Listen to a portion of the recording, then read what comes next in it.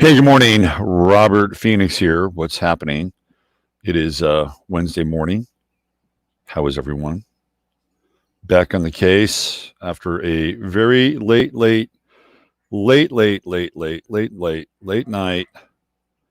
watching the fireworks in Kenosha, Wisconsin. I was watching a live stream and it got pretty chippy last night. And I'm going to go over that, and I'm going to talk about what happened.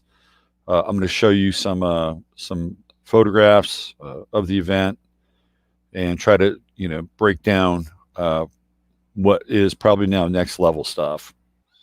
So I'm going to get into that. I'm also going to talk about some of the most powerful predictive programming I think I've ever seen. And I happened to come across a TV series last night from 1987 that pretty much documents where we are right now. And so I'm going to get into that. And we got 14 people here. So the stream is happening. Good morning, Teresa. You're lucky to have your phone in my hand. Well, good. In your hand. I'm glad you're here. I am glad you're here. So, yeah, we're ready to go. It looks like next level. There's Joe Mama. What's happening, Joe? Joe Ness, Denise Woolsey, Judy Anderson. Good morning. Nice to see you. Getting pretty close to being on time today. Trying to hit that 8:45 mark. There's Sandra Wells buffering. Yes, it does buffer. Buffering the Vampire Slayer. That happens. Danica Rose in the house. There is Sticky Marks. Lils is here. Fub77. Frank Bry, your state of Idaho has liberated yourself from a state of emergency. Congratulations. It makes all those people who are thinking about or have moved to Idaho very, very happy. They're feeling like they've made a good move, or they're about to make a good move, as the I guess it's what the state Senate Congress there, or state Senate decided we're not going to live under mask rules any longer. There you go. T. Jordan, what's going on? Sunrise, Uriah Heep. Easy living. Justice Moody in the house. There's PB. And yeah, man, good job, Idaho, leading the way for the rest of the nation. Just make sure those Californians don't show up and metastasize. Carrie Rosenhouse, VV, what's going on? There's my man, Uncle Glenn, Ren Starr, also in the house. Nice to see you, Ren. Very good. Emerald V, there she is. PB, yes. Sticky Marks. I saw Van Morrison. He was the support for Lou Miserable Reed. Oh, that's funny. That is very funny. That's they're astrologically they're opposites. Lou Reed was a Pisces, and Van Morrison a Virgo. Van Morrison knew all about astrology, by the way. He knows all about astrology. He knew that Charlie Parker was a Virgo. I think Van Morrison is great. Absolutely great. And yeah. One of his kind of really spiritual records is called Beautiful Vision. That's kind of his kind of Alice Bailey phase. If you can take a little dose of Alice Bailey with your Van Morrison. It's pretty good record. Eileen Kepper, hey, nice to see you. Once winter comes, reality sets in for the non-snow people. New Mexico and Cali, only states still under lockdown. We're not under lockdown, but Commissar Abbott here has now mandated that everybody in the Texas school system be vaccinated, including if you are staying home from school and doing online learning, because, of course, it's so important to be vaccinated in your own home. That's what's happening here. Let's see. Anybody else? We got anybody else? Did I say hello to Justice? I think I did. There's Winnie Quintana. Nice to see you. Hey, so first of all, I just want to say, I just want to say thank you for all the support and, my connection with everybody who watches this show. I get a lot of encouragement, and I get a lot of I get a lot of really good moral support, and I just want to make sure that you guys know that, right? like that I'm grateful for the experience to be able to do this every day and being able to connect with you either directly or indirectly. So, I just want to get that up front, and that I'm really grateful for that. And it's a real blessing to be able to do this on a daily basis and still be able to talk about it mostly in a free form, free fashion, with as much truth as I can sort of bring to the table. And yesterday I took down yesterday's show because I thought it came off a little gruff, a little pissy, and I felt like I was shouting at people a bit.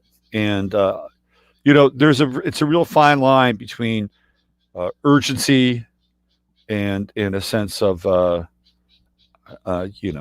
some people might perceive to be uh, you know anger or borderline bitterness. And I don't and I'm a Virgo, so I got to watch out for that, because I think we're in really critical times. And every now and then I get the mercury level shooting up in the thermometer. And yesterday was one of those days, and it was coupled with some other sort of personal stuff on the side. So being that I'm trying to sort out the personal from the professional, and the inner from the outer, every now and then, it's like watercolor paints, and the paints get a little smudgy. So I did take down yesterday's show because I just thought that while I think there were some good things in the show overall, it was probably one of those shows that it was probably better in the live experience, perhaps. Although, again, a lot of people were very supportive, and they said, "Well, I thought it was a great show. I thought everything you said was pretty much spot on, and didn't have an issue with it." But again, I check my own internal clock and meter, and if it doesn't match up at a certain level, it's just I don't keep it around. So if you're looking for yesterday's show, I just YouTube had nothing to do with that. That was MeTube. And I took it down. So we're going to crank it back up today. We're going to tee it up, and we're going to go in some interesting directions. And we're really going to cover mostly two things, perhaps three, mostly two though. And most of it will be centered around what happened last night in Kenosha. But before I do that, I got to go on a little bit of a rant, just because I'm trying to be Mr. Positivity for y'all. It doesn't mean I can't go on a rant. And hopefully my rant here will be fair and balanced. And that way you'd be able to digest it. Before we do that, let's just get into the old invocation. Dear blessed and holy Father, Mother God, of the great central sun within universal light, which is the light of Yeshua, Sananda Emmanuel, we ask that only the highest and best information and truth come through this channel and for everyone at this time. We also humbly ask and accept the blessings of clarity, of vision, of thought, perception, articulation, courage, truth, more wisdom, strength, fortitude, flexibility, compassion, the true spirit of brotherhood and sisterhood with all beings, including our friends up in the sky, on the ground, and under the ocean. And we ask that any karmic residue be cleansed, purified, clarified, and removed from this stream and each and every one of us. So be it. Okay, let's get going. Get out of my way. Let's get going. All right. Here comes the ranty part. So why do vegans feel compelled to try to get you to change your diet?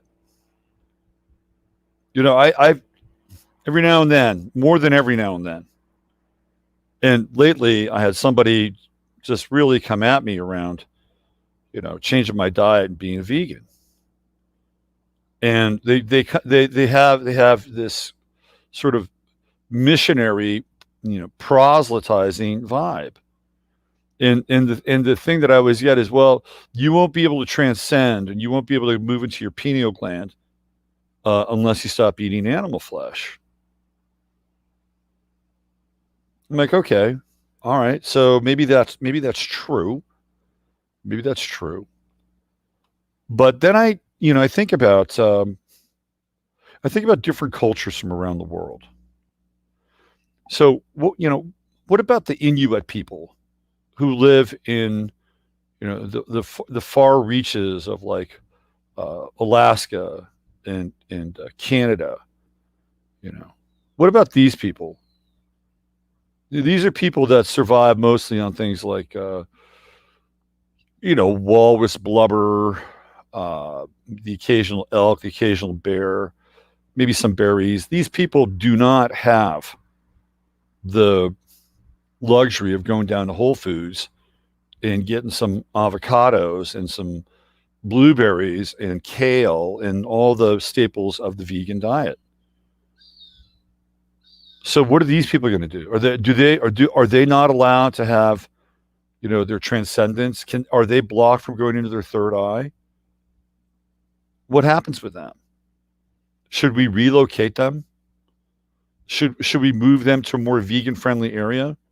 Should they be taken to vegan re-education camps? When that happens, it smacks of a kind of culinary elitism. And Anthony Bourdain, no matter what you think about Anthony Bourdain, he used to talk about this stuff. And he used to say that, when he travels around the world or he traveled around the world and he ate some really gross food in a lot of cases, and a lot of it very indigenous food. But these people didn't have the luxury of being vegans. They had to eat whatever was in their environment. It's the same thing with like the Aboriginal people in the outback.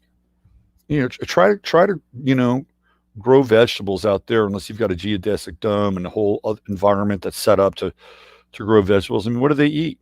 They eat like wallaby and kookaburra and grubs, and that's what they eat.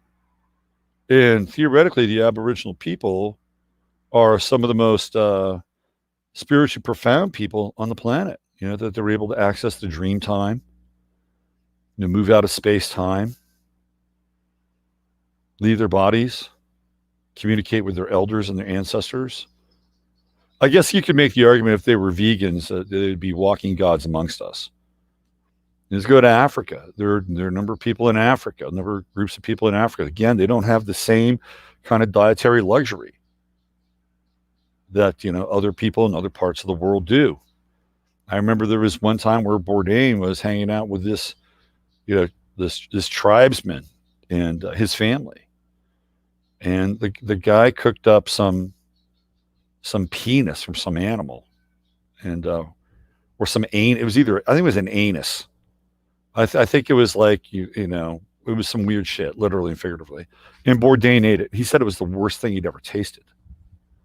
But he did it. He ate it, and that was their diet. So, what is UNICEF going to go in there?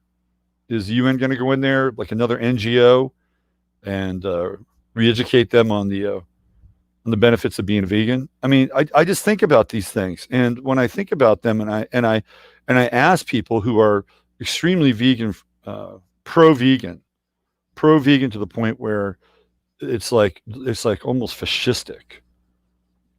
What happens? Well, they don't respond to that. They don't respond to those kinds of real life kinds of situations. Let's take it in this country. If you go to a place like Pine Ridge, Native American reservation, what do they eat? I can tell you right now, the majority of them are not vegans, nor were they vegans when they were theoretically roaming the plains of this country, eating buffalo or whatever else, Father, Son, and Mother Moon, and the grandfathers and the grandmothers and the great elders bestowed upon them. They are not vegans. Go into Pine Ridge. What are they eating? They're probably eating really shitty food. Hate to say it, they probably eat better food. They eat fry bread, which I guess is okay, because I guess that qualifies as being vegan. But again, you have this kind of transference of culinary elitism that's put upon these people. And even some of the more quote unquote enlightened versions of that group. And when I say enlightened, I'm not talking about like spiritual, because at the end, there's, we could sit down and have a tribe by tribe cross cultural analysis, looking at the various cosmologies, if they have a cosmology, and see where they're at.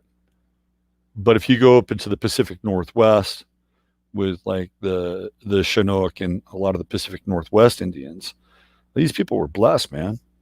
They were totally blessed. They basically had log houses. They had salmon. They had salmon up the wazoo. They had elk. They had deer. They had bear. They had so much of this stuff. They had a thing called a potlatch, right, or potlatch, which is a giveaway. And modern day Thanksgiving is kind of based on the potlatch. So they were and they had some berries and stuff, and then I think they did pretty well. They had a pretty enlightened society in a lot of ways. When you had too much stuff, what did you do? You gave it away. That's what the potlatch was, a giveaway ceremony. So, these people weren't vegans, and their ancestors or their antecedents, the people that have lived on past them, a pretty good chance that they're not vegans as well. So we have this cultural imposition that we put on these other cultures. At least, well, I don't, but vegans do. And again, I don't go around to a vegan and have some hot dogs at the ready. Of course, all beef, kosher, organic, natural, non-GMO hot dogs, and wag them in their face and shove the hot dog down their throat and say, "Look, you got to eat beef." Why is it that vegans are more apt to be political about their food choices? It's like, if you're a vegan, that's fine. I'm not knocking vegans if that's what you want to do. If that works for you and it works for your diet and it's healed you, whatever, great. Be a vegan. But I've had, you ever see that movie Play Misty for Me? I've had the fucking Play Misty for me for a vegan. This woman who's actually a very bright person. I'm not going to take away from her intelligence or, whatever kinds of secret powers she has or superpowers she has. But she couldn't stop, chastising me for eating meat. And it's like, and I told her, don't go there. Just don't go there. And she continued to go there. Remember Play Misty for Me with Clint Eastwood, Jessica Savage, and it's almost like the whole vegan mindset becomes fascistic in some ways. It's like a fascistic mindset. And there's another guy who I really, really like. He's a really, really smart guy, sweet guy, very switched on. And he said the same thing about being a vegan. You don't eat the animals. If you eat the animals, you cannot get out of hell, essentially. And some people may agree with that. And if that's your belief system, that's fine. You see, because I'm not going to knock you for your belief system. I'm not going to sit here and tell you that if you don't eat meat, then you're not going to be able to essentially stand up against the forces of fury and attrition that are about to be unleashed upon this continent. But that's okay. You'll be able to transcend and leave your body through your third eye. And when they show up at your door to essentially take you to the FEMA camp, they'll find you in a sitting in the lotus position with your legs crossed, and there'll be nobody home. And they'll go, okay, well, we don't know what to do with this person because you've consciously left your body. And and that could be reality. And if you're that spiritually sophisticated and that spiritually advanced, why not? Why not go there? It would probably be a better reality than going to a FEMA camp. So the whole vegan mindset it blows my mind. And then I had this conversation yesterday with this person. And it's like, Antifa are vegans. In fact, Trevor Noah, who I'm not even really that fond of, called the Antifa the vegan ISIS. That's what he said. And this person hadn't even heard of Antifa. How does that work? How does that work? You're supposed to be spiritually, politically, socially, metaphysically, cosmically, materialistically aware, and you've never heard of Antifa. How does that happen? How does that happen? Is this a byproduct of being vegan? No, it's not, because this other guy that I've been talking about, he knows exactly who they are. He sends me memes about them all the time. But how does this person not know about Antifa? And then they go on to the Wikipedia page and they start to read about Antifa. Oh, it says they're anti-fascist. Well, that's good. And I'm like, you got to be nuts. I mean, these are people that are rioting, they're harming people, you know, and they're just going off the Wikipedia definition. If this is what veganism creates, I want no part of veganism, because I like to be kind of, you know, self-aware about these things. And I tried being vegetarian back in the 90s. I was very dedicated around being a vegetarian. I did it for probably about, I don't know, 2 months or so. And the first 2 weeks were amazing. Like the first 2 weeks, it was like, man, I was feeling really good. My body got a chance to, you know, get a break on digesting certain kinds of food. But after that first 2 weeks, it was a point of diminishing returns. And I ate good food. I ate organic food, you know, and I was doing some pretty good supplements, and I was really working on cleaning out my body. And then after the first 2 weeks or so, it started to just go like this, just trail off. And I started to get tired and cold and tired and cold and tired and cold. And if you're living in the Bay Area, San Francisco area, and you're tired and cold, it's an area where you don't want to be tired and cold, because you'll be even more cold there, and it's damp. So eventually I changed my diet, because I got a reading from Louis Chury, who supposedly is the incarnation of Nostradamus. And he cast my chart using the North Node and the South Node on the ascendant and descendant. And he saw Mars in my 10th house. And he says, you have Mars. You have Mars in the 10th house, and you need meat. You need meat. I'm like, all right, man. All right, I'm going to roll with it. So I started to eat meat again, and guess what? My vitality picked up. You know, the coldness, the dampness, it all went away. But yeah, I gave it a shot. You know, I've experimented with my diet. There was a period of time where I ate no beef. I just ate chicken and fish. That's all I ate. Chicken and fish. I went down that path. I was a pescatarian, and it was okay. You know, I got my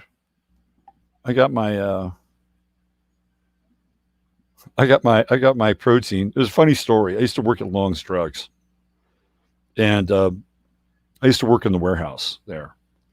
So I'd you know, stock stuff, bring things out to the floor, and this is when I was in college.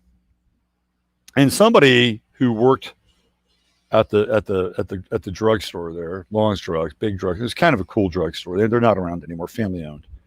Anyway, somebody was stealing beef jerky out of the boxes in the warehouse. They were going in there and smashing the box and stealing beef jerky. And I'm one of the warehouse guys, so I get called up to the office, and I have the manager of the store. This guy was a piece of work, man. Piece of work. These people, they just crack me up. They crack me up. Their self-importance, their level of self-importance is really amazing. The guy was managing a Long's drugstore. Anyway, he looked a little bit like Tom Selleck. So it was not like the guy didn't have some natural looks and some level of charisma. So he asked me if I stole the jerky, because they didn't have cameras back then. So I was put on the spot about the jerky, and I said, no, I don't eat meat, man. I don't eat beef, chicken and fish. That's what I do. And that was true. So fast forward, I think it's about 3 months later, we had a company picnic, and you know, the whole store was there, and I think there were some other stores, but it was mostly our store, like stores in the area, and they had, you know, barbecues and grills, and I brought my own chicken, so I could cook it, because of course they were going to have hamburgers and hot dogs. And this guy's name was Jim, and so I put my chicken on the grill, and somebody asked me, "Hey, wow, you brought your own chicken. Don't you eat beef?" And so he remembered. He remembered. He says, no, he just eats chicken and fish. So to his credit, he remembered that was my thing. And so, that little chicken moment on the grill kind of exonerated me from the great beef jerky controversy, beef jerky gate at Long's. So, yeah, I played around with the diet a lot. I've been at this for a while. I got so many stories about that store. Anyway, for another day. So let's get into stuff. All right. Now that I've taken you down a little bit down memory lane, but it's just the veganism thing. It's like borderline fascistic, in my estimation. Like I said, I don't run around trying to get people to eat animals. Like, why should you? See, it's really interesting. I get a lot of people, kind of telling me what to do. I'm just being honest here. Well, you should do this. You should do that. You should do this. You should do that. And it's all very well meaning, right? But if I listened to everything that everybody was telling me, it's like, my God, I'd be the rubber band man. So, all right, let's get going here. Last night, it went off big time in Kenosha, Wisconsin. I was watching the live feed last night, and so I'll give you the breakdown. There were about 4 guys on camera, and they were all connected to this kind of one independent news group, and somebody was they were broadcasting and streaming live on Facebook, and then somebody was taking the Facebook stream and then rebroadcasting it live on YouTube, and there were super chats going on, and so they had 4 guys, and some of them were in the same area, and some of them were dispersed in different areas. And these guys seemed to be rather neutral in some ways. And one guy was from there, from Kenosha, and the 3 other guys I think were not from there. So they were leaning on this one guy. And this was only like this guy's 3rd live stream or something like that. Well, he got a baptism last night. So when I tuned in, the crowds are at the courthouse. And of course, they were going to try to storm the courthouse and do what they do, which is burn shit down. But last night was a little bit different because they had a phalanx of dudes in hardcore riot gear on the other side of this fence. And then they had these vehicles, which are, they were the LRADs. They brought the LRADs out. First time I've seen the LRADs used. And if you don't know what an LRAD is, it's a vehicle that has a high frequency sound device on it. And it sounds like this very intense, accelerated, rapid, high volume chirping. And, people were using earplugs, and but it's the first time I've seen the LRADs actually deployed. So that's kind of a marked difference in dealing with the so-called protesters. And for the most part, they were quite effective. Now, they were trying to, do their shit and fire their fireworks onto this courthouse building. But they had a very different strategy than Portland did, which was actually defend the place. So they were, telling people to leave and go home. And, they had the RoboCop, warning. And they were tear gassing, and a lot of the Antifa people or BLM people have gotten hip to that for the most part. Some just go down like it's just like a thing to do. This is what happens when you close the bars and the clubs, because young people have no place to go except onto the streets and get into the riot game. And it's really, they treat it as a game. It's almost like a LARP, live action role playing thing.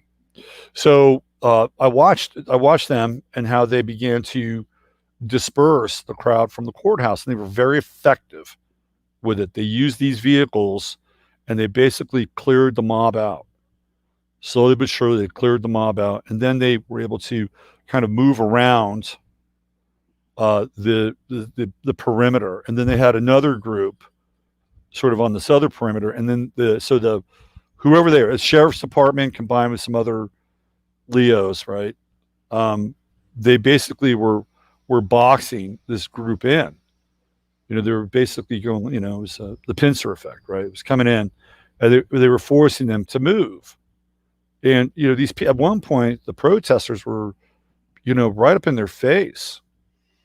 They're getting up in their face and they're talking shit, and of course there's lasers all over the place, and but it was effective. Okay, it was effective. Now, once the crowds dispersed from that area, they were walking kind of, around Kenosha. And one of the things that they were doing last night is that they were setting things on fire. Imagine that.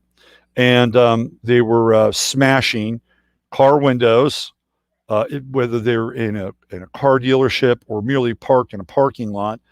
There were a lot of car windows smashed, cars set on fire, typical agitprop anarchist bullshit. So the difference now between Kenosha, Wisconsin, and Portland, Oregon, is the fact that there were so-called militia out on the streets, and they were protecting their property. And they, there was this one place where they had guys on the roof with guns. They were at a gas station, protecting the gas station. And these were young people. These were not sort of grizzly bear old men with a grudge. These were young people, and they were organized. They were organized. And it wasn't just dudes. There was a couple of women in the mix, but they were flacked up. They were armed up. They had sidearms. They had ARs, and it was like, okay, these people mean business. And they were not aggressive. They were not aggressive, but they were out on the streets and they were doing things that theoretically the local law enforcement should have. Now, I'm not going to knock the law enforcement because they were actually able to disperse the crowd, and they did it in a very non-violent kind of way. They hit them with some tear gas, and that was really about it. That's all that really happened. And they were moved around. Okay, so but then I'm watching the feed, and all of a sudden it gets hot. And you start to hear gunshots. And now you've got these guys scrambling around and trying to get footage. And this one guy, this guy that actually lives in Kenosha, it was sort of like the Sherpa for these other guys that were compiling the live feed. He's right on the scene, and he sees that this guy got his arm kind of blown off. So I'm going to show you. And first of all, I'm going to break down the eyewitness event and encounter here about how this thing went down. Because even though I was watching the live feed, it they weren't down near where the action was. It was very spotty, very, very spotty. So I want to tell you how this thing went down. So here it goes. This is how it went down. I'm going to read a description, and I believe that this is probably the most truthful eyewitness account. So a 17-year-old EMT trained ad hoc militia kid who was there to protect businesses was being harassed by a thug begging him to shoot me, NIGGA. EMT kid was earlier on video offering to help injured rioters and protesters. So we've established that he's a kid. He's trying to help people. He's out there to protect and serve, which is theoretically what the armed forces group is supposed to be doing, the LEOs. Then the same guy, this is weird because it's kind of a replay of what happened in Austin. The same guy who said, shoot me, NIGGA, was on camera chasing the EMT kid with a Molotov cocktail when he threw it at the EMT kid. And once he caught up to the EMT kid shot him in the head. Self-defense. The EMT kid called 911, explained he just killed someone. He wasn't dead at that point. And made his way to the armored police vehicles and attempted to turn himself in. So I'm giving you sort of the blow-by-blow here as to what happened, because you're going to hear about this. Now, the police, in all of their wisdom, used their loudspeaker to turn him away. So he's going to turn himself in, and they're using the loudspeaker to get away. They think that they don't know who he is. He started making his way back to the business he was protecting. I think it was, or the store, this gas station. And then he got chased and assaulted by the rioters. One tried taking a swing at him. Another knocked him down and tried disarming him. That one got shot in the stomach. A third also attempted disarming him and got his bicep blown off. Both of these shootings were also self-defense. Now, his name is all over social media now. They're trying to say he's a boogaloo or whatever that is. So this is you're going to be hearing about this. They're going to use this. They've already said that there are armed vigilantes in Kenosha. They were not armed vigilantes. They were out there doing things that theoretically the law enforcement division is supposed to do, is protect these businesses, which are being absolutely burned and torched. And I don't know if you saw Tucker Carlson last night, but he had a woman on the show who lost her business. And she said, we've been here since 1961 and we serve everyone. We serve everyone. And you can just tell that this woman was devastated. She didn't understand it. She didn't understand why this had happened. For her, it made no sense. And you can see the shock and the trauma on her face. And I got to tell you, my blood started to boil. I hate that shit. I hate it. I hate bullies. So I don't do well with bullies. It's that Mars and Cancer thing. So, this is what happened. And why? Because you have another, so-called liberal mayor who basically fanned the flames for everything. I'm not mayor, I'm sorry, our governor, Tony Evers. And it said, okay, well, here we go. This is unacceptable. And this man was killed and shot, because of these out of control law enforcement officers. I'm paraphrasing here. I could read you the press statement, but basically what he was saying was he was selling his law enforcement people out. We don't know the full story on Jacob Blake. We don't know the full story. Again, we don't have all the video. We didn't get all the video with George Floyd. They held that back. Was he reaching for a gun? He was there. They were there because there was a domestic violence call. Yeah, priors. And was probably agitated. We don't know the full story, but now all of a sudden it's just another senseless murder of another young, quote unquote, so-called black African-American male. And I don't think it's the full story. Could they have disabled him using something else? Possibly. Quite possibly. But when you are in these situations, they happen very quickly. And the ability or the time that's involved to react, like seconds, will determine whether or not you're going to live. There was a BLM guy who volunteered in Arizona to go out and kind of go through the training, right? So he actually was put in the position of being a law enforcement officer. He agreed to this, which I thought was interesting.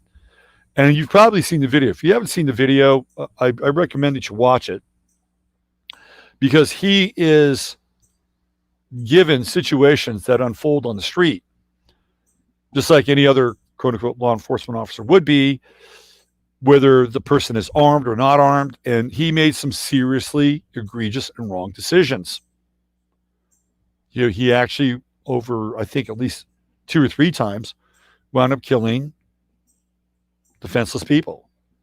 And when they talked to him afterwards, he had a very different take on the situation. Very different. He realized that in those moments where you're dealing with an aggressor, you don't have a lot of time to react. You just don't. And if you don't react in a really rapid fashion, it could be lights out. So again, we don't know the full story around Jacob Blake and what happened. There's no footage. Of course, they never released the footage. And if they do release the footage, it's probably damning footage, like the George Floyd video or the Ahmaud Arbery video. So we're just going off of an event and accusations and it's just kerosene, and there's the match, and we saw what happened in Kenosha. So I'm going to show you some pictures. They're kind of graphic, and they actually illustrate what happened last night in Kenosha with the event that I'm actually talking about here. So here we go. You're going to see an image now with this is the young guy, and he's the EMT. He's the 17-year-old, and he's getting Marquise loved here. He's getting the boot to the face. Okay, that happens right there. And then here's the guy with the skateboard. Now, what he's trying to do, and I don't know what's going on here with the head. If that's a mask, that might be a mask. I don't know. It looks like doesn't that look like a cosplay mask or something? It's really weird. Really weird. Anyway, he's trying to get his gun. Do you see this? He's trying to get his gun. This guy, I believe, got shot in the stomach. I think this is the dude who got shot in the stomach. I think he's getting ready to bend over. And you see people running away here because gunshots have been fired. They're leaving. And this guy got popped in the tummy. And now he's trying to get his gun. And he was also, I think this is the guy that was, boasting earlier in the night. Of course, he used skateboards as a weapon. And then the next thing you know, here's the gunshot guy in the stomach, and then skateboard guy, he's down. He's down. And I think here we go. I think this might be gunshot guy right here in the stomach. And this is so weird. It's like it's this bizarre reality show. This is like real life with Albert Brooks. And here's this dude. He's capturing everything. And here's this guy. He's got the blue gloves on. He's trying to help people out. And then the next thing you know, all hell breaks loose. And then he's the guy that turns himself in. Yeah, that's so this is skateboard guy, I believe. I don't know what that head thing was. Maybe that was just a blur. I don't know. But skateboard guy got his bicep blown off. And there's skateboard guy. Now this guy is this guy ran up and tried to deal with him. And now he's in a kneeling position. He's kind of defending the territory and the perimeter. So there you go. This is going to be talked about a lot. And this could be that next level event where we go from sort of the intensity of the Leos to the armed militia or people protecting their property. And this is, and there were people earlier in the night. I was watching the stream, on the so-called Antifa or BLM side, and they were packing.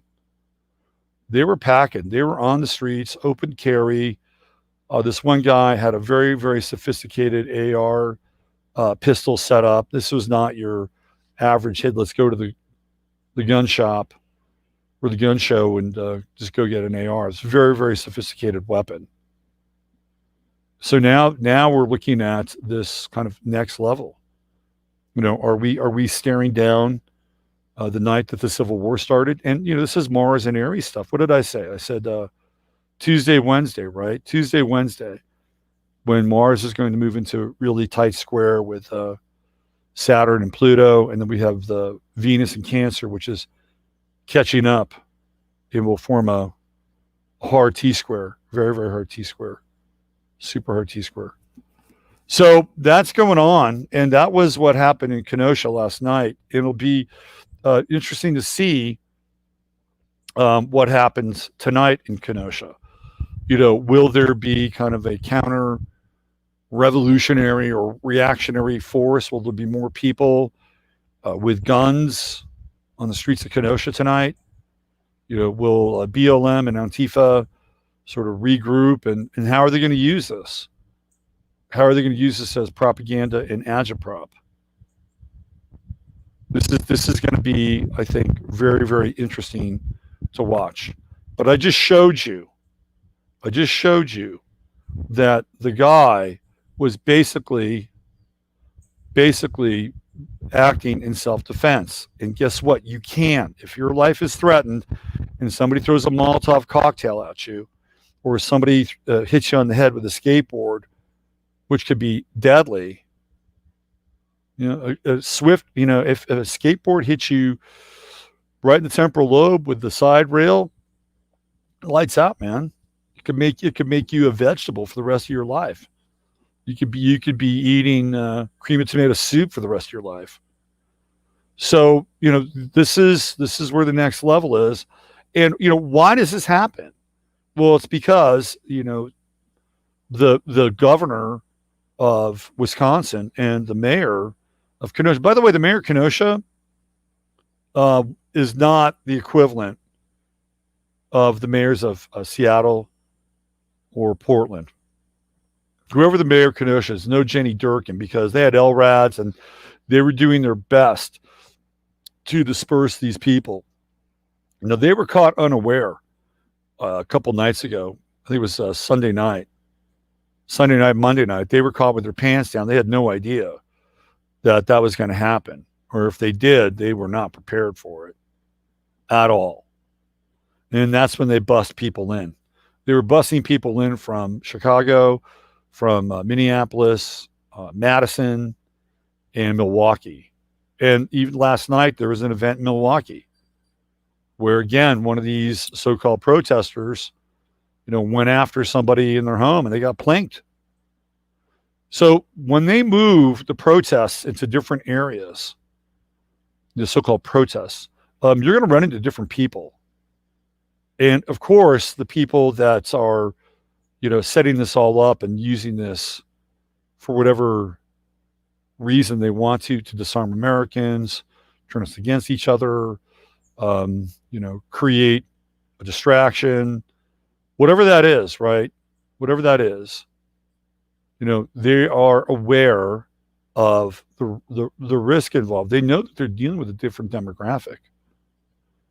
Now, it's going to be interesting to see how protesters really react. Because if I was a protester and some guy got his arm blown off, another guy got a bullet to the head, and another guy got shot in the stomach, I'd think twice about protesting. You play stupid games, and guess what? Stupid things, happen to you. And this is one of the things that our so-called government has not been able to establish, which is the rule of order, the rule of law in these situations. So now you got a 17-year-old kid who is there actually helping people. I mean, that was the thing. You saw his gloves and everything. It's because he was trying to help people. And then all of a sudden the tide turns on him and he's got to defend himself. And guess what happens? They took off. That one kid did more to protect Kenosha in some ways than, and I'm not bagging on the Kenosha police or sheriffs. I think they did a pretty good job of getting people out of that town square. But what'll happen is that kid will be seen as a vigilante, and obviously he's so-called white, and they're gonna call him a white supremacist. Like, that kid's life is over because his name is on the internet. His life is over. They're gonna go to his house. So I think if the law enforcement agencies are able to really break that footage down, they'll see exactly what happened, and they should really be on the kid's side in a lot of ways. We'll see how that goes down. And if you notice that every one of those three individuals who was shot was so-called white, right? So that's interesting too. Like, how is the media going to spin that? It wasn't like he was, going after, BLM. It wasn't like he was out hunting. So it's going to be very interesting to see how this is spun. And again, probably wind up seeing this on Tucker Carlson last night, or Tucker Carlson tonight, on last night. So I just wanted to break that down for you and give you kind of an inside look at that, because I was watching it in real time. I stayed up till about 1 o'clock in the morning watching that stuff. But I didn't get to see the pictures, the specific pictures, because the people who had the video cameras, they were down the street. They were down at this gas station, which was, again, being protected by these guys. And then they started to hear the shots go off. You hear the shots, bang, bang, bang, bang, bang, bang, right? And then he went running down the street. And he found the guy who had his bicep blown up.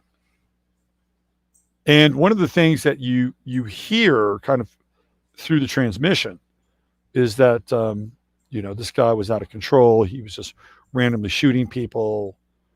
That kind of comes through a little bit, but that's really not the case. So I showed you pictures. I showed you what was going on. I showed you that the guy was trying to stand his ground. And it's an open carry state, by the way. So you could do that. You can absolutely do that. So he was within his rights. He was within his bounds. Now, they may say he used excessive force, but, play that in a court of law and put a Molotov cocktail into the mix, put a flying skateboard into the mix, pull a guy trying to disarm him and use his own firearm against him. You put that into the mix, and that case goes away real fast. Real fast. So keep your eye on this. It's a flashpoint event. It went kinetic. Kenosha went kinetic last night. And, the other side will always use whatever theoretical other side will always use whatever justification they have in order to advance their cause or advance their goal. And I talked about this on Sunday night on the Sunday Night Astro Live, and I said there's going to be another event, and it's going to be, a big event, and there we go. Just a few hours later, it actually happened before I did the show. I didn't know about the event. And now the Jacob Blake thing just really blew up. And it's blown up in a way that none of these other events have blown up. So, keep your head in the swivel, your eyes on the horizon, and, things worth living for are worth dying for. Just remember that. If they're worth living for, they're worth dying for. And not a lot of people, I think, have figured out that algorithm on both sides. You have these LARPers who are out there, and they've been, in a lot of ways, they've been snookered. They've been snookered by these liberal mayors and these even not so liberal mayors. Even a guy like Greg Abbott has allowed stuff to happen in this state. When they were basically burning Fort Worth down and Dallas down, what did they do? They just turned around and let the guys go. Did Greg Abbott say anything? He say a damn thing. He's like, okay, well, I'm just going to be quiet here. So that's a case of, a theoretical conservative or, right governor who is doing the same thing as Tony Evers or, any of these other so-called left governors. But they've been enabled, right? They've been enabled in many ways, the same kind of enabling that they've received outside of the situation in their own lives with, either schools or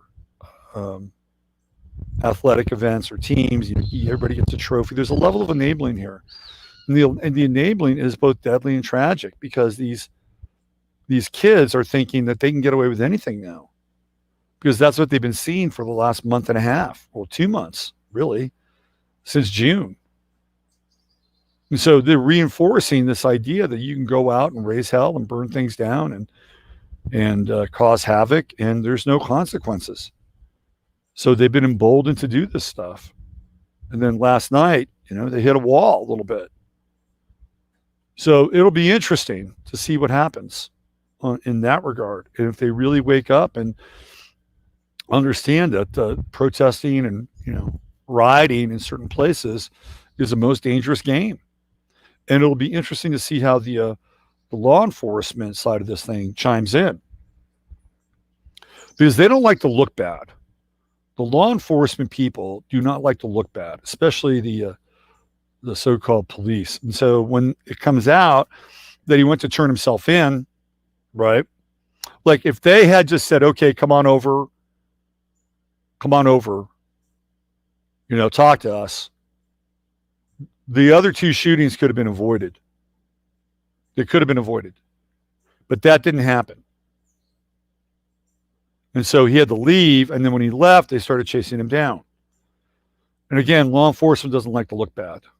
And it's a bad look for them, both from a preventative position and from a self-defense position for the people of Kenosha. All right, so there you go. You're updated on that. You're apprised of that. And it's a significant development, very significant development. And just wait for the liberal press to like just sink their teeth into this thing. And they're going to go after this kid. They're going to go after this idea that armed vigilantes are roaming the streets of America, targeting peaceful protesters. And we all know that they're lying sacks of shit, and that's just not true. Okay, so again, because I was up pretty late last night, I was having a hard time sleeping. But I actually stumbled across a very interesting show from 1987, and it might be the most important TV series you've never seen.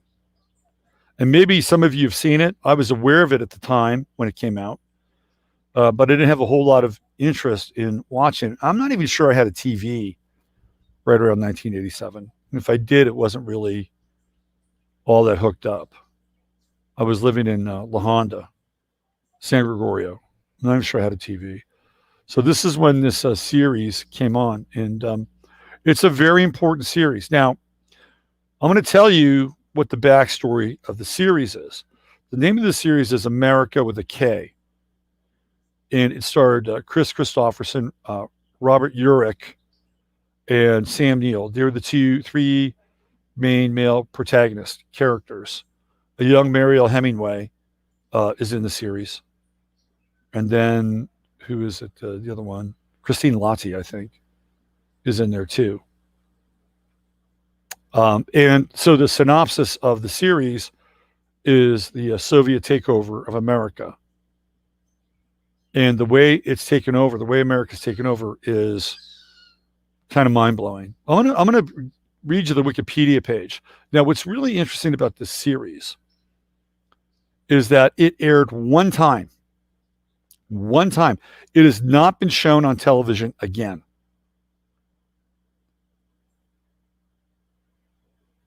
It was never put into DVD. There are some VHS copies, and you can actually watch it on YouTube. All 13 parts of this series about the Soviet takeover of America. And there's Yuri Bezmenov all over this stuff. All over it. So I'm going to read you the Wikipedia page. And then I'm going to play you a clip from the series. And I'm going to show you just how prescient this thing is. That it might be the most explicit case of predictive programming you've never seen. So let me go into Wiki.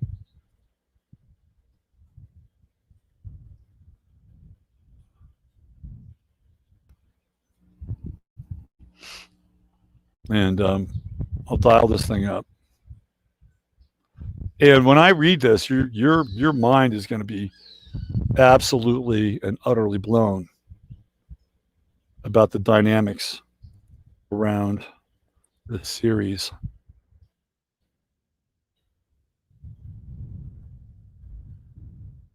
All right, so it came out in 1987. I believe that's when Saturn was in Sagittarius. Can you hear the hawk? It's my friend the hawk. Okay, so this is the breakdown here. I'm just going to read this to you. America is an American television miniseries that was broadcast in 1987 on ABC. The miniseries inspired a novelization entitled America, The Triumph of the American Spirit. America starred Chris Christopherson, a handler, a big-time handler, Rhodes Scholar, big-time handler. Mariel Hemingway of the Hemingway family. Grandpa was a spy. Sam Neill. The interesting thing about Sam Neill is that he was in another movie. This one was a cinematic release, and it took place in East Berlin.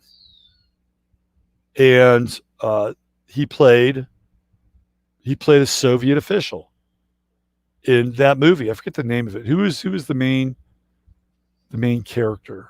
Oh God, it'll come to me. Anyway, Robert Urich, of course, and then the 17-year-old Laura Flynn Boyle in her first major role. America was about life in the United States after a bloodless takeover engineered by the Soviet Union. Not wanting to depict the actual takeover, ABC president Brandon Stoddard set the miniseries 10 years after the event, focusing on the demoralized U.S. people a decade after the Soviet conquest. The intent, he later explained, was to explore the U.S. spirit under conditions, not to portray the conflict of the Soviet coup. Described in promotional materials as the most ambitious American miniseries ever created, America aired for 14 and a half hours, including commercials, over 7 nights beginning February 15th. Right? That, remember now, this is Aquarius, so we're into revolutionary energy. And reportedly cost US $40 million to produce. The miniseries was filmed in the Golden Horseshoe and southwestern Ontario Canadian cities of Toronto, London, and Hamilton, as well as various locations in the U.S. state of Nebraska, most notably the small town of Tecumseh, which served as Milford, the fictional setting for most of the series. Donald Rye was the executive producer, director, and writer of America, while composer Basil Polidorus, famous composer, scored the miniseries, ultimately recording with the Hollywood Symphony Orchestra 8 hours of music, the equivalent of 4 feature films. That's a lot of money spent on the music, and it's a pretty rich soundtrack when you listen to the or watch the series. America has an indirect connection to another notable ABC program, the 1983 television film The Day After, which some critics felt was too pacifist for portraying the doctrine of nuclear deterrence as pointless. Stoddard cited a column in the L.A. Herald Examiner by Nixon speechwriter and later television personality Ben Stein that appeared a few weeks before The Day After. Stein wrote in part, "Since my dear friends at ABC have made a TV movie very rightly describing the terror of an atomic attack on America, perhaps they might consider something else. Perhaps they might make a TV movie about why the people of the United States face such a dreadful risk. They might make a movie about what life in the United States would be like if we lived under Soviet domination. Here is the idea. Let's have a movie called In Red America. It would be about a few days or weeks in the life of several American families after the Soviet Union taken over America." Stoddard acknowledged that Stein's remarks provided the inspiration for the series. Stein received a quitclaim fee for the idea and otherwise was not involved in the production of America. So he actually made some money. Ben Stein's Money. Remember that show? Originally envisioned as a 4-hour made-for-TV movie entitled Topeka, Kansas, USSR, project was soon expanded into a miniseries. So here we have like the major characters. Now the guy who plays this character, Devin Milford, is Chris Christopherson. He's a maverick politician before the Soviet occupation who ran for president in 1988. In the novel, 1992. After the Soviet takeover, Milford was placed in a prison camp for daring to speak the truth about the Soviet conquest. At the beginning of the miniseries, Devin is declared rehabilitated and released back into society into the custody of his father, who lives in the Nebraska County run by Peter Bradford. So there you got Sam Neill right there. who plays Colonel Andrei Denisov. Remember, he also plays another KGB official in another movie, or real movie, or like a theatrical release. So these are the main characters, and we have the backstory towards the end of the 1980s as the decline of the Soviet Union puts it in danger of losing the Cold War. The Soviet leadership makes a desperate gamble to rearrange the global balance of power. 4 large thermonuclear weapons are detonated in the ionosphere over the United States. So we're talking about an EMP pulse. The resulting electromagnetic pulse destroys the nation's communications and computer systems, cripples the U.S. electrical grid, and affects any equipment that relies on computer technology, such as the most late model automobiles, with its ICBMs inoperative and the National Command Authority unable to contact U.S. military forces abroad or their foreign allies in Western Europe to launch a counterattack. The U.S. is forced to accept Soviet terms for surrender. Unilateral disarmament, the end of the dollar as a reserve currency, and integration into the Soviet military economic bloc. The United States quickly falls under Soviet military occupation under the command of Russian General Petya Samanov, and the U.S. president and U.S. Congress become mere figureheads for their Soviet overseers. Is this sounding kind of familiar? Communications between the administrative areas have been cut off, and the damage to the electrical grid caused by the EMP attack has never been fully repaired. But it seems to work well enough for the Russians, which is one of the kind of loopholes that they really don't address. In 1997, a decade after its defeat, the contiguous United States is occupied, here we go, by a United Nations peacekeeping force. The United Nations Special Service Unit, UNSSU, composed primarily of communist state forces. The UNSSU in Milford is under command of an officer from East Germany, that's played by Rainer Schone. UNSSU troops periodically engage in destructive combined arms training exercises, which are deliberately intimidating to the local population. They actually show this. Those Americans who engage in dissent are stripped of their privileges and sent to exile camps, where they are an anathema to the Soviets and their fellow citizens. Association and communication with the exiles is prohibited and forbidden, although some risk their own remaining freedoms by offering humanitarian aid. Production quotas have been imposed and foodstuffs rationed, with the surplus being shipped to the Soviet Union. Against the background, Bradford ascends to leadership as Governor General of Heartland. That's the Robert Urich character. He acts as part of a collaborator hoping to reform Soviet occupation from within with ideals of the old United States. Milford is released from the prison camps, hoping to be reunited with his children and fight to end the occupation and restore the United States. Denisov hopes to salvage as much as possible of the old U.S. while realizing that the U.S. essentially must cease to exist as a nation to appease the Soviet Union's leadership. So what happens here is, guess what they do? They talk about the divided states of America, which we've talked about before. In this fictional timeline, the U.S. Congress divided the United States into multiple administrative areas. In 1988, 1 year after the communist takeover, these areas are intended to become polities modeled on the Soviet republics, joined together in a new North American Union. A map shown on screen reveals these administrative areas. Here you go. So you have California Special District, California, Nevada, the Western Semi-Autonomous Zone, Colorado, Idaho, Montana, Utah, Wyoming. This is where some of the people who are still able to form some sort of dissent are hanging out. Northwest, Oregon, Washington, Southwest, Arizona, New Mexico, North Central, you can see all the states there, Central, Illinois, Kansas, Missouri, Nebraska. This is Peter Bradford's administrative area, and the territory which eventually becomes Heartland, with Omaha, Nebraska as its capital. Now, we've talked about Omaha being portrayed as the new capital of the U.S., and I think that came through the Gordon Michael Scallion material. South Central Arkansas, Louisiana, Oklahoma, Texas. You can see how this thing is divvied up. Then there's a Maritech inside the Lower Peninsula of Michigan, Ohio, Pennsylvania, presumably named after the phone company that serviced these areas. You got Washington, D.C., and then there are the international cities, one of which is San Francisco. South Florida is a space zone.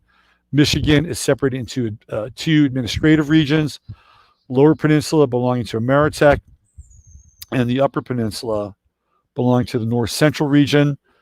Alaska is described as never having been pacified, requiring continued engagement by Soviet troops. There are pockets of armed resistance in the Rocky Mountains and West Virginia. The Rust Belt, presumably Ameritech, faces its own special problems. Most of the advanced factory equipment was removed at the start of the occupation and taken to the Soviet Union. The region suffers 50% unemployment, and its residents are not permitted to leave except to volunteer in factory work in the Soviet Union, from which no one has yet returned. Travel and communications between the various zones is heavily restricted, part of the divide and conquer plan of the Soviet occupation. So this is quite interesting. And there's a scene early in the movie where the guys in Milford go down to the local diner to get breakfast. And Robert Urick's character, the guy who becomes sort of the governor of that area, says, "I'd like a side of hotcakes and some bacon and some Aunt Jemima maple syrup." And she says, "Well, the best I can do for you are soybean cakes and molasses." And they don't even drink coffee. They're not allowed coffee. They drink chicory, which is interesting. So you get soybean cakes and chicory. You get the national symbols. So there's a flag, and the flag is on one side. You have the U.S. flag, but all the stars are kind of blued out. So you have the blue section, and then the red and white stripes. On the other side, you have the hammer and the sickle, and in the center, you have the UN and their flag, which unites both sides. Abraham Lincoln is included with Karl Marx and Vladimir Lenin in propaganda. So instead of 4th of July, they have Lincoln Week. So this is how they're able to transition from this idea that the United States is actually a country with a past. They're able to use and target one of their presidents and then connect him in with Karl Marx and Vladimir Lenin. Isn't that interesting? A new Pledge of Allegiance is given by rehabilitated political prisoners upon release from the U.S. So there's a very interesting scene where Chris Christopherson is being let out, right? But he has to lead these new people in this Pledge of Allegiance. It's humiliating. Absolutely humiliating. All right, which is supposed to be the case, right? So check this out now. The availability, America has not been shown on U.S. television since its original broadcast on ABC. A VHS box set of the miniseries was released by Anchor Bay Entertainment in 1995, but no official DVD release is available. You get portions of the soundtrack on CD. So there's some very interesting things in here. So check this out. A speech delivered by one child, Devin Milford's son, demonstrates the extent of Soviet indoctrination in the new U.S. Let's read this here. This is a very interesting piece. We are the voice of a new generation.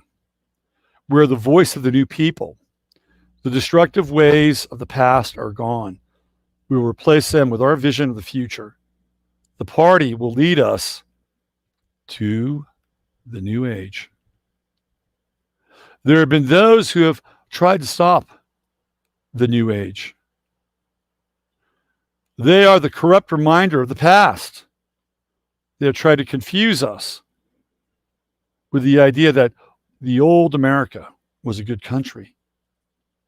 We know that lie. History teaches us that. We are grateful to our Soviet brothers who saved the world from destruction, and we can now join them in a world of socialist brotherhood. Everyone will go to school, everyone will have a job, everyone will be equal. No one will exploit or be exploited, and all those who oppose this wonderful vision will be crushed. General Samanov sums up the futility of the hypothetical Soviet domination. When you lose and fail, that is understandable. But when you win and fail, that brings madness. So they're not able to really wrap their arms around the occupation. It doesn't really go as expected. They have a hard time essentially domesticating Americans. Now, there's no revolt scene. Like, this is not a miniseries where the Americans strike back and regain their independence, although it's slightly hinted at. And this is actually a pretty good, these are some very interesting quotes here. So Devin Milford, again, the Chris Christopherson character, talks about how this happened. He says, nobody wanted to risk anything for anybody else. Everybody was afraid they were going to lose what they had. They knew it was bad. They were just afraid it'd get worse. Does that sound a little familiar? Yesterday when I was kind of, tilting at the edges there, and I was saying, do something, just do something, whatever that something is, right? Do something. This is what I was getting to. They were just afraid it'd get worse. That's all they live for things not to get worse. Further dialogue by politician Peter Bradford lashes out at apathetic U.S. attitudes. Damn, I'm so tired of this. I'm an American. Bull. Where was all that patriotism when it counted? Where was that willingness to sacrifice? Nobody wanted to join the damn army to defend the country unless they got paid well. Nobody wanted to give any time to public service unless they could make a career out of it. And I didn't notice a lot of us giving up our lives in the last 10 years. The Soviet coup worked. This is what one of the characters says. This is Samanov. It says, the Soviet coup worked because you lost your country before we ever got here. You had political freedom, but you lost your passion. How could we not win?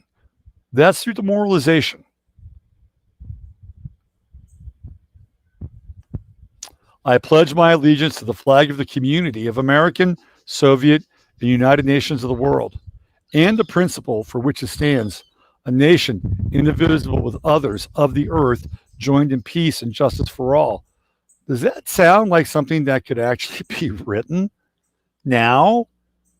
Right? Is this the kind of the new motto that would be created? Would this be the new allegiance? Whoever wrote this, we know who wrote it. It's clear who wrote it. It's this guy. Knew exactly what they were doing. Their ability to really zoom in on the details of this thing is pretty mind-blowing. Pretty mind-blowing. So let's see who the writer was. Ben Stein's idea. I just saw the guy's name. I didn't want to stop. Wanted to keep going. Maybe it's over here. Written by Donald Wright. Well, who is Donald Wright? Let's just take a quick look. I don't know who this guy is. He's just crossed my radar. To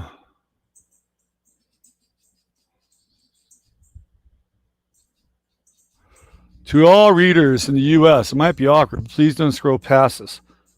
This Wednesday, for the 5th time, recently humbly ask you to defend Wikipedia's independence. Wikipedia blanked me out for being able to correct or edit or write anything on Wikipedia. They block people out in big chunks. So they're asking me to donate to something that they won't even let me use. So this is the filmography of Donald Wright. I'd have to break this thing down a little bit. But there's no background to him. He wrote all the way up through 2010. And of course, 1987 is where we see America, the miniseries. So, at the risk of probably having this pulled down, I am going to show you a piece of the video. And if this does get pulled down, I will put this up on BitChute, so you can find this thing on BitChute. So I'm going to play you a piece of video. It's actually again both prescient and chilling. And what it is, it's a schoolroom scene where a young boy is talking about the history of America. Listen up. Our ancestors were very rough, and they got in fights a lot. And there was lots of bullies. And when the Americans conquered the continent, they killed lots of Indians who'd been living on the land peacefully for thousands of years. Thank you, Caleb. Now, can anyone tell us what caused our ancestors to be this way? Bill. They believed in the survival of the fittest. Everything was run by big companies, and the people who came into the country were forced on building railroads or sweatshops or coal mines for almost nothing, while the companies and bosses in government were rich and lived in big houses and had servants. If you couldn't work, they didn't think you were good for anything. And old people had to die because they lived in slums or had gotten hurt in factories. What is this philosophy called?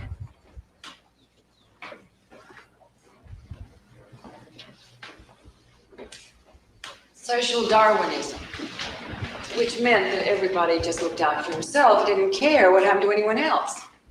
Class, I'd like to introduce Miss Marion Andrews, who's a magistrate here in Chicago and a member of the National Advisory Group, who help our president and representatives solve problems. But most important, I'm Caleb's mom.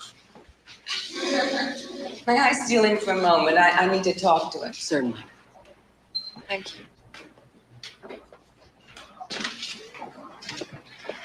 Now, let's continue. There's nothing wrong, darling. But, you know how we've talked about your father maybe trying to see you. So there you go. She's going to tell him that Chris Christopherson is his father, and he's just been released from the rehabilitation camp in Odessa, Midland, Texas. So there you go. There's your reprogramming, the social programming, which does not seem that out of line for where we are now, right? What are kids being taught in schools? Most schools are where they were completely and socially re-engineered to embrace that historical ideology.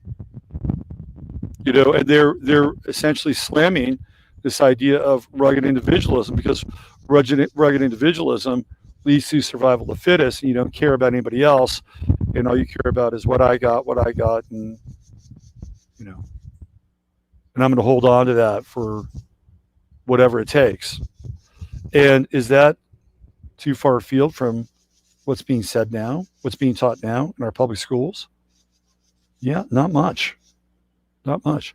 So this is a 13-part series, and you can watch it on YouTube. It's available. And I encourage you to watch it, because it might be the most detail-oriented predictive programming model about demoralization and social engineering that I've ever seen. And I think it's quite telling that it only aired one time. It was never produced on DVD. They did not want people to ever see this TV series again. But it is on YouTube for now. For now. So we'll see how that goes. All right, let me check in with you guys. Let's see where you're at. Public education is led by a group. Red for Ed. You need to get a bigger, redder flag. That sounds a lot like the garbage pins. Exactly. I don't see how what they said wasn't accurate. Well, it is kind of accurate. There's always some level of truth, right? There's always some level of truth to things. But on the other side of it, it's like there are people who have lived lives in that system, and they weren't essentially stereotypical or typecast in that way. They weren't.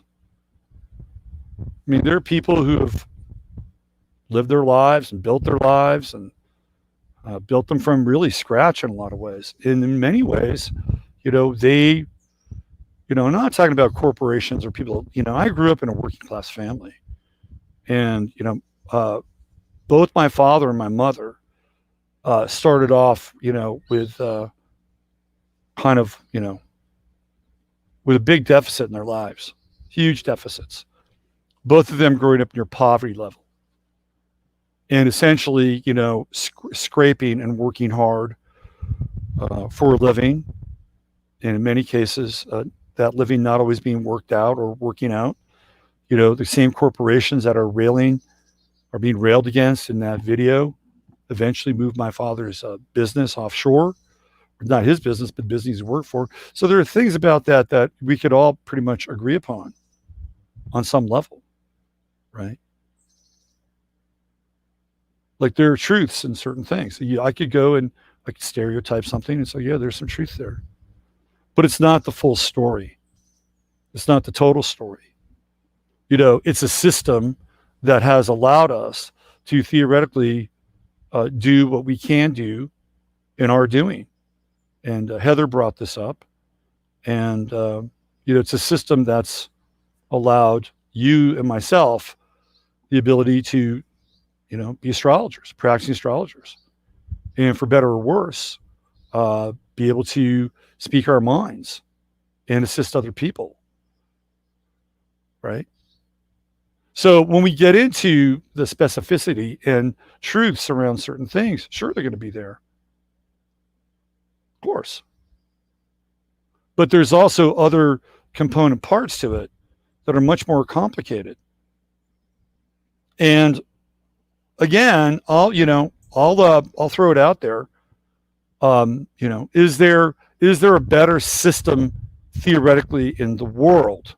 Well, you might make a case for, I don't know, Sweden or Iceland, or I don't know. You might make a case for some of these places. But now, for the most part, they're under EU control and they don't have any say over their lives. Whatever the EU says goes. I don't think Finland is. I don't think Iceland is. So can we have something better? Well, sure, I suppose. Corporations were created to be temporary entities. They were created during the FDR run. They were supposed to help out with the WPA, the New Deal, and they were able to get benefits and fast track stuff. But once they were created, and it was supposed to be just temporary, they weren't temporary any longer. They continued to not only grow, but they were actually given status of being entities, being beings. So could we rework things? Could we have a different type of reality that is more representative of, some of the values that still allow us to grow, to innovate, to, own personal property, to own a house, to take care of that house, to have a sense of pride and ownership? Can we still have those things? Right? Because the extreme version of that world is that stuff doesn't exist. And they're moving in that direction. What we see with the whole Biden gang is they want people, they don't want private ownership anymore of your homes. They're going to stop building single family homes, stack them and pack them. I mean, this is where this is going, right? This is part of the pogrom / program. Now, whether or not to be able to get away with it, that's a whole other thing.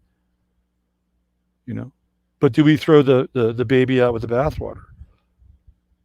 Again, my feeling with government is we need a lot less of it. We need a lot less of the federal government. And corporations, they get all kinds of perks and bonuses, and they become behemoths. And then they've turned on us. We see all these woke corporations now basically determining, domestic policy in a lot of ways. So they weren't really our friends before this all started, and clearly they're becoming less of our friends now as they decimate or participate in the decimation of Main Street and private businesses. And as far as, taking, this is one of the things that, stole the land from the Indians. Okay. Well, if you really kind of drill down and get into the nooks and crannies of our so-called history, and you get into the sort of the Tartarian worldview, which I suppose at some point might be viewed as being, I don't know, systemically racist. But if you look at the Tartarian worldview or the Tartarian model, the Tartarian cosmology, part of that is that there was a very diverse group of people that were living here. And then maybe even prior to that, there was another group of people that were living here that were not part of that diverse group. That was more of a I guess, homogeneous group in some ways. And those people might have been wiped out for another group that either moved in or might have already been here. So we have these kind of underlying currents of this very interesting parallel sort of timeline in cosmology. And when that happens, some of our ideas and some of our events that have been historically interpreted for us begin to take on a very, very different light. Very different light. Now, of course, what we're seeing is obviously there have been groups of Native American populations who've been subjugated and put on essentially, rural ghettos. And we've seen that. And that happens. That's real. And they do. They get their stipends, they get their money and stuff like that. But it's basically a pittance compared to their relationship with that area, regardless of whether or not you are down with Tartaria and some of those ideas and concepts. So anyway, I just wanted to show you that video because it was presciently predictive. And again, you can watch the entire miniseries on YouTube, and it is it's pretty grim. I think they did a really good job of capturing a society that doesn't have a lot of hope. Doesn't have a lot of hope, and it doesn't have a lot of spirit, and is broken down into more. There's this one scene, by the way, very interesting scene. There's this one scene where they're having kind of this like rock concerty sort of thing, and they're like talking about the weathermen, and they're like referencing the weathermen, and this rock concert scene they get all riled up. And I wish I could play it. And the guy who's like the front man of the band tells people to go out and break some shit down. And they go out, and there's a cop car parked kind of right in front of this concert hall, and these two cops are there, and they go out and they start bashing the cop car, and then guess what? They set it on fire, and it's like right out of what we're seeing now. And then there are like three of the young people. They get away, and this one guy said something's wrong about that. That was staged. And then a few minutes later, one of the guys who's one of the directors of their new government actually talked about that. He said that they staged that. So they do that so that they can, release pressure every now and then. They do it to release pressure, and it also helps them, finger people who are dissident material. So it serves a couple purposes. But it's interesting because they go after the cops and they're yelling fascist, fascist, fascist, right? Something that we're seeing now. Again, it's, you watch that series and you'll see. And I watched, I think, about 3 episodes last night. And I'm 3 episodes in, and my mouth is kind of open. It's like, wow. they nailed this thing. They totally nailed this thing because you can find elements of what's taking place now throughout that entire 13-hour series. All right, I like to end on something positive, which is kind of an important thing around these places. And the most positive thing that we can all do is what we're doing right now, which is taking advantage of every moment that we have, every breath that we have, every thought that we have, and to be a custodian of that, and and to make sure that it's all moving in an elegant and focused direction. Right, your mindset is really important. And when I came onto this stream today, I was going to make sure that my mindset was right. That I was going to bring you information in a way that was hopefully enlightening, somewhat entertaining, and at the very least positive. Remember, you're a lot more important than you understand. You're a lot more powerful than you understand. And when you break your programming, whatever your programming is, that is a significant act, one that cannot be underestimated. And this is what I was urging yesterday with a bit more heat. Do something. Do something. Whatever that thing is, do something. Break your programming. Break the spell. Whatever it is. And when you do that, you create the new neural pathways in your head, and you open yourself up for greater novelty, greater inspiration. Right? And it is not reactive. It is not a reactive process. You're responding to the gravity of our times. All right. I want to thank each and every one of you for listening, watching, and being part of today's stream. And again, you're all a blessing, and you have a great day. Use your head to discern what's real, your heart to stay open what's possible. I'm Robert Phoenix. Who are you? And bye for now. Be back tomorrow. Big Thursday.